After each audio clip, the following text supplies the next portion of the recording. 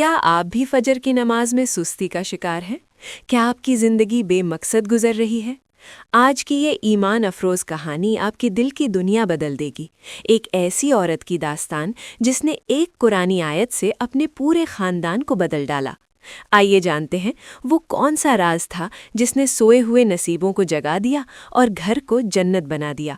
Video کو آخر تک ضرور دیکھیے گا۔ قرآن مجید تو اترا ہی عمل کے لیے ہے۔ قرآن کی رہنمائی میں سفر زندگی طے کرنا دراصل دنیا میں جنت میں رہنا ہے۔ قرآن مجید پر عمل کرنے سے کتنے زخم مندمل ہوئے، کتنی جدائیاں ختم ہوئیں، کتنے گھر جو تباہی کے کنارے پر پہنچ چکے تھے سلامتی کے گھر بنے۔ یہ سب کچھ قرآن کریم پر عمل کرنے کی برکت ہے۔ قرآنی رہنمائی سے انفرادی اصلاح کس طرح ہوتی ہے، اس سلسلے میں ایک بہن کا تجربہ اس کے اپنے الفاظ میں بیان کیا جاتا ہے۔ مجھے رات دیر تک جاگتے رہنے کی عادت تھی۔ جب صبح مؤذن نماز فجر کے لیے اذان دیتا تھا، میں غافل ولا پرواہ سوئی رہتی۔ اللہ کے فرشتے مجھے نمازیوں میں نہ پاتے۔ اس مبارک وقت میں اور میرے گھر والے شیطان کی گرفت میں ہوتے تھے۔ ہم سب گہری نیند سوتے۔ بیدار ہونے کے بعد مجھے سارا دن اس کا قلق رہتا۔ میں نے کئی بار صبح سویرے نماز کے لیے اٹھنے کا فیصلہ کیا، مگر اس فیصلے نے کبھی عملی صورت اختیار نہ کی۔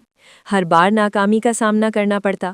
یہ اس وقت کی بات ہے جب محترمہ بہن سمیہ رمضان احمد کی زیر نگرانی قرآنی آیات پر عمل کا تجربہ شروع نہیں ہوا تھا۔ جو ہی مجھے معلوم ہوا کہ محترمہ سمیہ نے بہت سی بہنوں کے مسائل حل کر دیے ہیں، تو میں نے بھی اپنا مسئلہ حل کرنے کا پختہ ارادہ کر لیا۔ محترمہ سے مشورہ کیا تو انہوں نے مجھے اس ارشاد الہی کے بار بار دہرانے کی تاکید کی۔ الذی یراک حین تقوم وتقلبک فی الساجدین، جو تمہیں اس وقت دیکھ رہا ہوتا ہے جب تم اٹھتے ہو، اور سجدہ گزار لوگوں میں تمہاری نقل و حرکت پر نگاہ رکھتا ہے۔ چنانچہ میں اس نورانی ارشاد کو بار بار دہراتی رہی، اور میں نے کوشش کی کہ یہ ارشاد مبارک جس طرح میری زبان پر جاری ہے، اسی طرح دل میں بھی پیوست ہو جائے۔ بالآخر وہ وقت آ گیا، فیصلہ کن وقت، آیت کے مطابق حرکت کرنے کا لمحہ۔ ادھر مؤذن نے اللہ اکبر کے کلمات ادا کیے، ادھر میں نے اپنے بستر پر کروٹیں بدلنا شروع کر دیں۔ میں مؤذن کی آواز پر لبیک کہنے سے ہچکچا رہی تھی۔ شیطان میرے لیے نیند کو خوشگوار بنا کر پیش کر رہا تھا، اور نماز کے معاملے کو میری نظر میں معمولی بنا کر دکھا رہا تھا۔ ادھر مؤذن کے کلمات مجھے یہ حقیقت یاد دلا رہے تھے کہ میں مسلمان ہوں۔ مؤذن کہہ رہا تھا، اشہد ان لا الہ الا اللہ۔ اب مؤذن میرے رسول محترم صلی اللہ علیہ وسلم کا ذکر کر رہا تھا۔ اشہد ان محمدن رسول اللہ۔ مؤذن مجھے بتا رہا تھا کہ فلاح و کامیابی نماز ادا کرنے میں ہے۔ حی علی الفلاح۔ مؤذن کے یہ الفاظ اور قرآن کی اس آیت کے کلمات جسے بار بار پڑھنے اور عمل کرنے کا مجھے مشورہ دیا گیا تھا، مجھے نماز کے لیے پکار رہے تھے۔ پھر اذان اور آیت کے کلمات میرے دل میں پیوست ہوتے چلے گئے۔ اب نیند میری آنکھوں سے جا چکی تھی۔ میں نے اللہ رحمان کو اپنے قریب محسوس کیا، اور اس احساس کے ہوتے ہی میں اٹھ کر بیٹھ گئی۔ میں نے اپنے کپڑے سنبھالے۔ بڑی شدت سے احساس ہوا کہ میں کمرے میں تنہا نہیں ہوں، یہاں کوئی اور بھی ہے، وہی جو میری شاہ رگ سے بھی زیادہ میرے قریب ہے۔ اس کے قرب کا احساس ہوا تو میں طہارت کے لیے لپکی، وضو کیا اور نماز فجر ادا کرنے کے لیے اپنے خالق و مالک کے سامنے کھڑی ہو گئی۔ یہی وہ نماز تھی جس کے پڑھنے کی مجھے بے حد حسرت رہی۔ کتنی بار ارادے باندھے اور توڑے۔ میری آنکھیں آنسوؤں سے لبریز تھیں، اور نماز کے بعد میرے ہونٹوں پر یہ الفاظ تھے، اللہ کا شکر ہے، وہ ذات ہر قسم کے عیب و نقص سے پاک ہے، جس نے مجھے میرے مرنے سے پہلے اس نماز کی توفیق دی، اور یوں مجھ پر بڑا کرم کیا۔ اللہ نے مجھ پر 4 نہیں 5 نمازیں فرض کی تھیں، مگر میں اپنی سستی اور کاہلی کے سبب صرف 4 نمازیں ہی ادا کرتی رہی۔ میں نے رو رو کر اللہ سے اپنے اس گناہ کی معافی مانگی اور بارگاہ الہی میں دعا کی کہ وہ مجھے آخری عمر تک اسی طرح 5 نمازیں ادا کرنے کی توفیق دے۔ توبہ اور استغفار کے بعد میں پرسکون ہو کر بیٹھ گئی۔ میرے سامنے میری زندگی کی فلم چلنے لگی۔ میں چشم تصور سے اپنی گزری ہوئی زندگی کے مناظر دیکھ رہی تھی۔ میں ایک عام سی لڑکی تھی جس کی زندگی کا کوئی واضح ہدف نہ تھا۔ میری زندگی کولہو کے ایک بیل کی مانند گھوم رہی تھی، جس طرح مجھ سے پہلے بہت سے لوگ گھوم چکے تھے۔ ایک بے مقصد زندگی۔ بالآخر میری شادی ہو گئی۔ مجھے اپنے شوہر کے خیالات و افکار سے کوئی دلچسپی نہ تھی۔ مجھے تو اس کی پوزیشن اور مال و دولت سے غرض تھی۔ اسے بھی نماز و روزے سے کوئی دلچسپی نہ تھی، صرف دنیا کی گہما گہمی سے سروکار تھا۔ زندگی کی گاڑی یوں ہی چلتی رہی، دنیا میں بچے بھی آ گئے۔ مجھے اپنے بچوں سے تعلق تھا تو اتنا کہ وہ کیا کھاتے ہیں، کیا پہنتے ہیں، اسکول جاتے ہیں، پڑھائی کیسی جا رہی ہے، ہوم ورک کیسے ہو رہا ہے۔ میں نے اپنے بچوں سے کبھی بھول کر بھی نہ پوچھا کہ انہوں نے نماز پڑھی ہے یا نہیں، انہوں نے کتنا قرآن شریف حفظ کر لیا ہے، کیا وہ انبیاء کرام علیہ السلام کے حالات سے واقف ہیں، انہیں رسول اللہ صلی اللہ علیہ وسلم کی زندگی کے بارے میں کچھ پتہ ہے۔ مجھے بچوں کے ان معاملات میں قطعاً دلچسپی نہ تھی، بلکہ میں تو دیر تک ان کے ساتھ ٹیلی ویژن کے سامنے بیٹھی رہتی۔ میں ٹیلی ویژن سے نشر ہونے والے پروگراموں، ڈراموں اور فلموں کی بچوں کے لیے تشریح کرتی تاکہ انہیں سمجھنے میں دشواری نہ ہو۔ میں نماز پڑھ کے بیٹھی تھی، پچھلی زندگی کے بیتے ہوئے رات دن کی یہ فلم میرے ذہن کی اسکرین پر چل رہی تھی کہ میں یکا یک اپنے خاوند کے خراٹوں سے چونک پڑی۔ مناظر دھندلا گئے۔ میرا رفیق زندگی خواب خرگوش کے مزے لے رہا تھا۔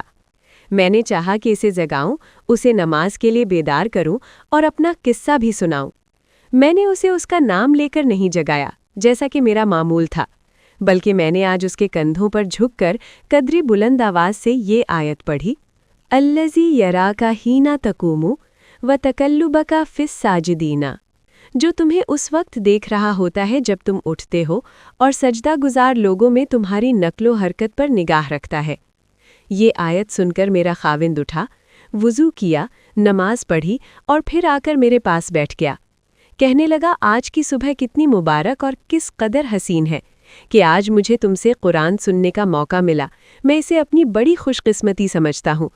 میں نے کہا، خوش قسمتی تو میری ہے کہ میں نے آج مؤذن کی اذان سن کر قرآن کی آیت پر عمل کیا ہے۔ خوش قسمت میں ہوں کہ میں نے آج تمہیں پہلی بار نماز فجر پڑھتے دیکھا ہے۔ یہ سن کر میرے شوہر کا دل نور ایمان سے جگمگا اٹھا۔ اس نے کہا، میں تمہیں ایک عجیب بات سناتا ہوں۔ میرے ساتھ یہ واقعہ ہوا کہ میں کل جب گھر واپس آ رہا تھا اور اپنی گاڑی میں ریڈیو کی سوئی گھما رہا تھا تو یہ قرآن اسٹیشن پر آ کر رک گئی۔ میں نے چاہا کہ اسٹیشن سے سوئی کو ہٹا دوں، لیکن اس سے پہلے ہی ٹریفک پولیس نے مجھے گاڑی روکنے کے لیے اشارہ کیا۔ مجھے اس وقت قرآن سنتے ہوئے یہی احساس ہوا کہ اللہ مجھ سے خطاب کر رہا ہے۔ تم جانتی ہو کہ میرا رب مجھ سے کیا کہہ رہا تھا؟ وَمَا قَدَرُ اللَّهَ حَقَّ قَدْرِهِ إِذْ وَالْأَرْضُ جَمِيعًا قَبْضَتُهُ يَوْمَ الْقِيَامَةِ وَالسَّمَاوَاتُ مَطْوِيَّاتٌ بِيَمِينِهِ سُبْحَانَهُ وَتَعَالَى عَمَّا يُشْرِكُونَ۔ ان لوگوں نے اللہ کی قدر ہی نہ کی جیسا کہ اس کی قدر کرنے کا حق ہے۔ اس کی قدرت کاملہ کا حال تو یہ ہے کہ قیامت کے روز پوری زمین اس کی مٹھی میں ہوگی اور آسمان اس کے دائیں ہاتھ میں لپٹے ہوئے ہوں گے۔ پاک اور بالاتر ہے وہ اس شرک سے جو یہ لوگ کرتے ہیں۔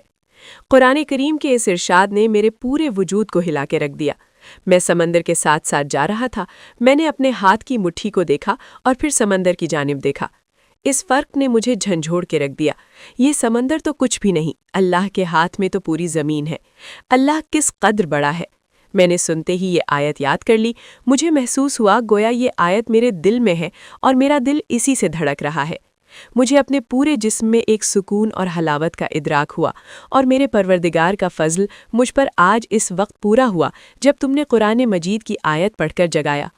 مجھے تم نے نہیں جگایا بلکہ مجھے اللہ نے جگایا ہے نماز فجر ادا کرنے کے لیے۔ میں نے کہا کہ مجھے بھی میرے رب ہی نے آیت کریمہ سے جگایا ہے۔ میرے اور تمہارے عمل سے یہ آیت زندہ و متحرک ہوئی ہے۔ میرے شوہر نے ندامت کا اظہار کرتے ہوئے کہا، میری عمر 40 سال سے زائد ہو گئی ہے، قرآن میرے گھر میں موجود ہے۔ میں یہ نہیں کہتا کہ میں قرآن نہیں پڑھتا ہوں، میں پڑھتا ہوں، بہت سی صورتیں اور آیتیں حفظ بھی ہیں، مگر میرے اور قرآن کریم کے درمیان ایک رکاوٹ تھی۔ میں نے فوراً جواب دیا، جی ہاں، یہ رکاوٹ تھی قرآن کے مطابق عمل نہ کرنے کی، قرآن کے مطابق حرکت نہ کرنے کی۔ نبی اکرم صلی اللہ علیہ وسلم تو زمین پر چلتا ہوا قرآن تھے۔ ہم بھی زمین پر چلتے ہیں مگر قرآن کے ساتھ نہیں، میں نے یہ کہا اور زارو قطار رونے لگی۔ میرے خاوند کی آنکھوں میں بھی آنسو تھے۔